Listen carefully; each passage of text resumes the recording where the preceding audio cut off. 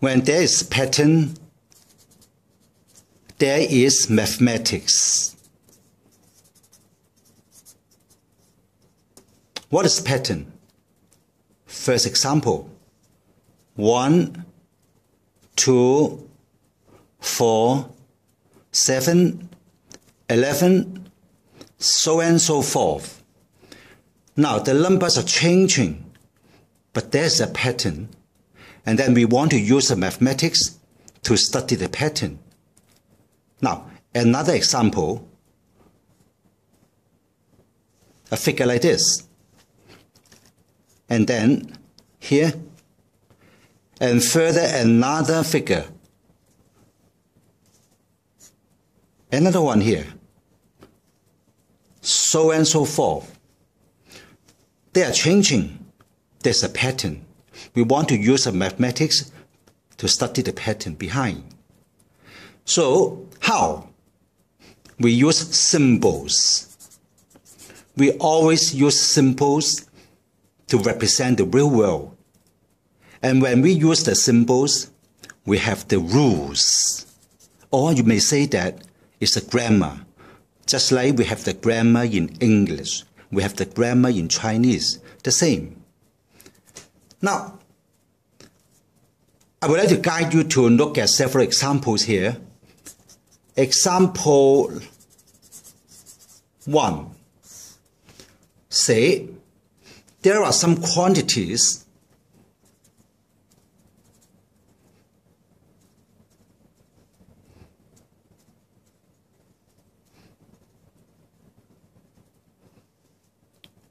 and the mathematicians, our ancestors, they invent the symbol like this. This quantity is 1, this quantity is 2, and this quantity is 3. We use this symbol to represent this quantity. And here is another quantity, 4 and 5. When we use this number 3 to represent the quantity like this, you cannot change it because we have the grammar. We have the rules. And can I go to another example? And you can answer.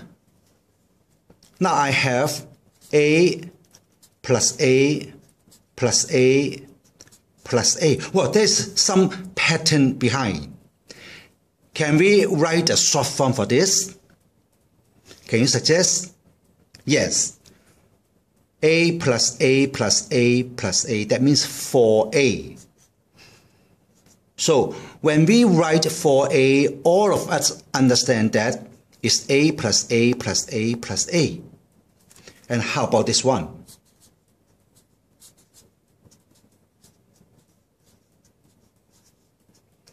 Can you write a short form for this? Any suggestions? Yes. 2B plus 3C. There are 2B plus together and 3C added together. And you know that, 2 times B means B plus B. 3 times C means C plus C plus C. And then I would like to guide you to look at another example all of you have learned in junior form. I change color. Say x times x times x. Can you write the short form for this? Yes, x raised to the power 3. So when we write x raised to the power 3, all of us understand that it is x times x times x. And how about this one? G times G times G times G, and then times H times H.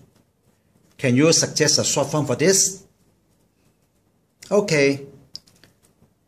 G raised to the power 4 times H raised to the power 2.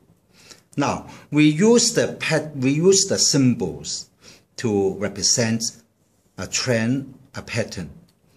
And we invent the symbols, we have the rules. We follow the rules. Now, I would like to guide you to another example.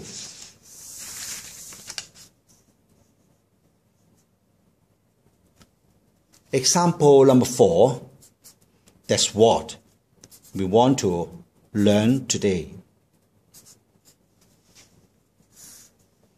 A number 8 times 7 times 6 times 5 times 4 times 3 times 2 times 1. Do you see the pattern behind? The biggest number 8, and then 7 decrease by 1, and then 6 decrease by 1 also, and 5 decrease by 1, so and so forth to the smallest 1. They are timed together. But there's some pattern, and then we want to have some symbol to represent this trend. We write as 8 factorial. Actually, it's a symbol of the exclamation mark, but we don't say 8 exclamation mark. We say 8 factorial in English.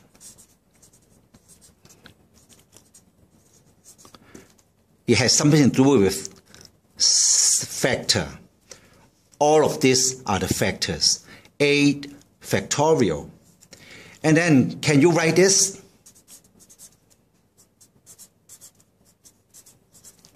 12 times 11 times 10, so and so forth to 3 to 2 to 1. How about this? Yes, 12 factorization, 12 factorial. And we go another way around. How about 7 factorial? What is 7 factorial? Yes, 7, 6, 5, 4, 3, 2, and 1 times together, multiply together. And now think about this. What is the meaning of this?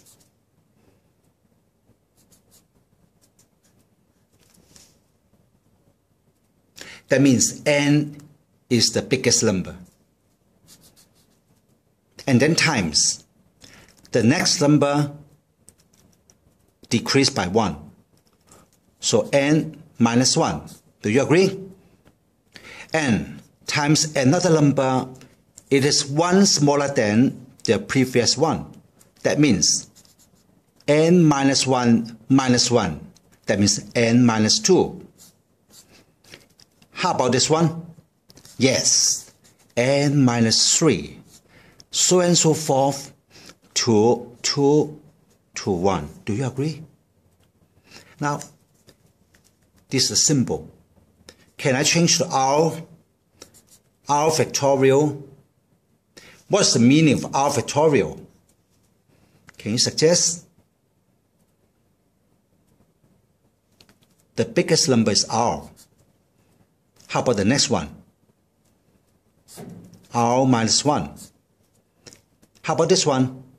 Yes, R minus 2.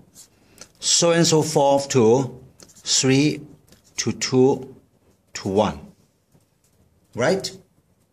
And then, I give you some challenge. And what's the meaning of k minus 2 factorial? Now suppose that k is larger than 2. K is also an integer. And what's the meaning of k minus 2 factorial? The biggest number is k minus 2. Right? And what is this? What is this? So and so forth to 3 to 2 to 1. Now, wait a minute.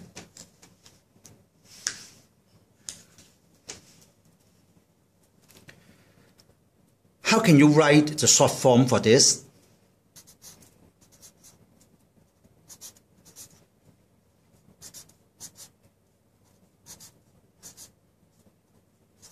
Stop. What is that? What is that? Can you suggest? Now, you can think in this way. If it is 13 times 12 times 11 times 10 times 9, so on and so forth, it should be 13 factorial. But now, the 8 times 7 times 6 times 5, so on and so forth are cut away. Cut away means cancelled away. How come? Yes. Suppose that it is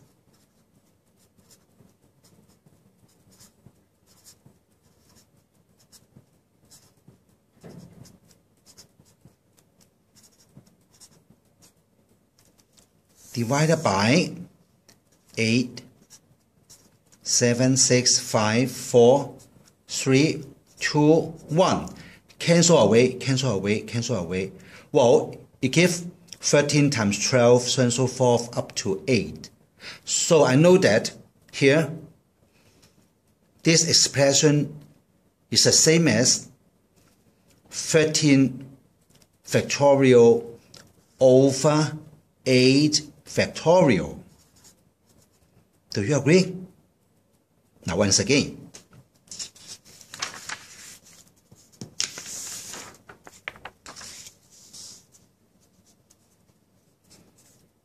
what's the meaning of 12 times 19 times 18 times 17? It is, suppose that it is from 20 times 19, so on and so forth, up to 2 and 1. That is 20 factorial. But from the 16 onward, it is cancelled away. So I know that it is over 16 factorial. Do you agree? Yes. And then, can you see any pattern behind? 1, 2, 3, 4. 4 terms. 20 minus 4 becomes 16. That means 20 factorial over 20 minus 4 factorial. Can you see that? And how about this one?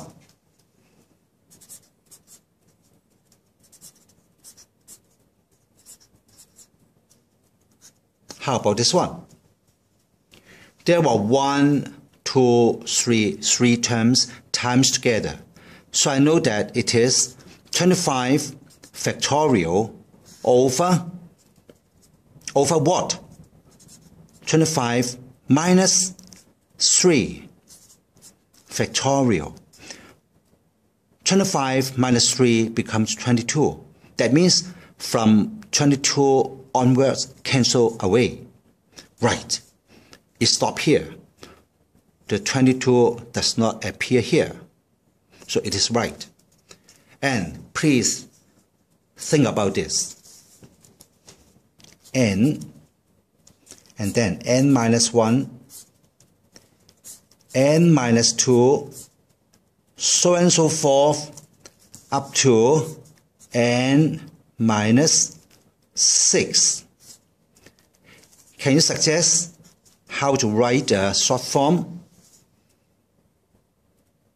Well, the denominator is easy, n factorial. But here, how about this? How about this? Yes, it stops at n minus 6.